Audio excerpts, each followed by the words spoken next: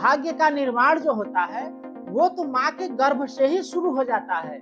और आइए इस पर एक नजर डालते हैं आध्यात्म की दृष्टि से और विज्ञान की भी दृष्टि से। विज्ञान की दृष्टि से देखा जाए, साइंस की दृष्टि से देखा जाए तो हर बच्चे के अंदर उसके डीएनए, आरएनए, जीन और गुणसूत्र का निर्माण उसके माता पिता के द्वारा ही होता है। चाहे डीएनए, आरएनए या जीन की ही बात कर ले तो माता पिता के ही गुणसूत्रों से मिलता हुआ रहता है। और गुणसूत्र की बात करें अगर तो वही गुण, व्यवहार और लक्षण उस बच्चे में भी होगा।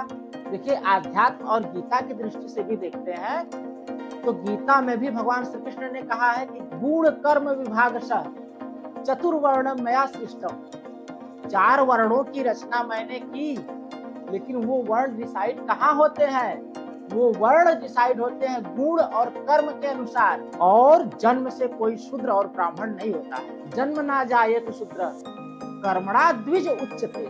जन्म से हर व्यक्ति शूद्र ही होता है। शूद्र का मतलब अल्पज्ञ, कम ज्ञानी, और कर्मों के अनुसार उसे बदल सकता है। द्विज उच्चते, ऊंचा स्थान पा सकता है, ऊंची पदवी पा सकता है। किससे? कर्मों के अनुसार। तो आइए देखा जाए गुण और कर्म है क्या। देखिए आज की डेट में हर व्यक्ति सफल होना चाहता है और हम लोग उसी सफल व्यक्ति को कहते हैं कि वो बड़ा लकी है, बड़ा भाग्यशाली है। लेकिन सफलता की वास्तविकता क्या है?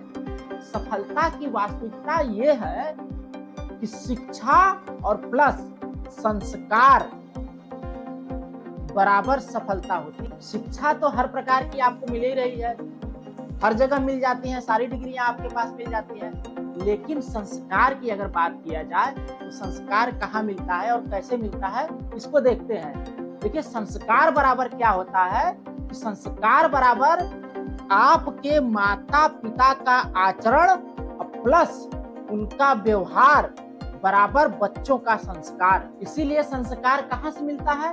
संस्कार हमारे घर से, हमारे माता पिता के द्वारा ही मिलता है। और इसके लिए ना ही दुनिया में कोई कॉलेज है, ना ही कोई विद्यालय। तो देखिए हर माता पिता का गुण, स्वभाव और व्यवहार उस बच्चे में भी होंगे। ये बात मैं नहीं कह रहा हूँ, ये बात आपका विज्ञान कहता है, साइंस कह रहा है कि जैसा डीएनए, आरएनए और जीन माता पिता में होंगे वही सेम पीढ़ी दर पीढ़ी वंशागत बच्चों में भी ट्रांसफर होते चले जाते हैं। और इसकी शुरुआत तो माँ के गर्भ से ही हो जाता है।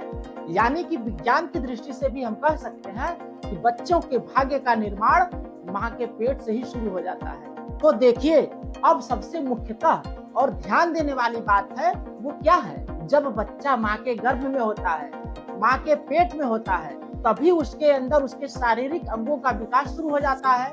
और उसी शारीरिक विकास के साथ साथ उसके मस्तिष्क का विकास होता है और उसी मस्तिष्क में उसके अवचेतन मन का भी विकास होता है। यानी कि सब कॉन्शियस माइंड, और सब कॉन्शियस माइंड जो होता है कॉन्शियस माइंड की अपेक्षा ज्यादा बड़ा होता है। यानी कि अवचेतन मन का जो विकास होता है वो बच्चे के अंदर 90% होता है और चेतना शक्ति यानी कि चेतन मन का विकास, कॉन्शियस माइंड की प्रवृत्ति मात्र 10% ही होती है। चेतन मन और अवचेतन मन 2 चीजें होती हैं। जब बच्चा पैदा होता है तो उस समय लगभग 2 साल तक अवचेतन मन की जो साइज होती है वो 90% तक होती है और चेतना शक्ति की जो साइज होती है वो मात्र 10% ही होती है। अवचेतन मन क्या होता है कि भावनाएं, इच्छाएं, व्यवहार और जो कल्पना शक्ति का संगठित रूप होता है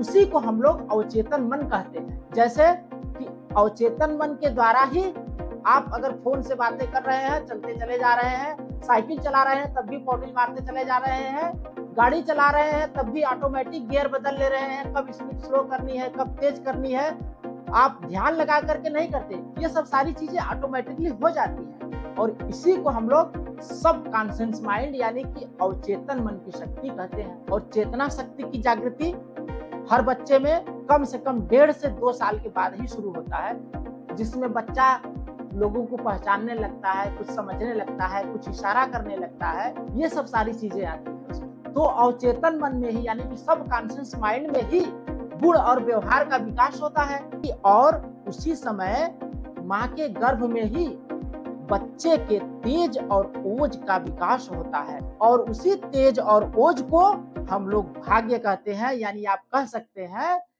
कि माँ के गर्भ में ही बच्चे के भाग्य का निर्माण होता है।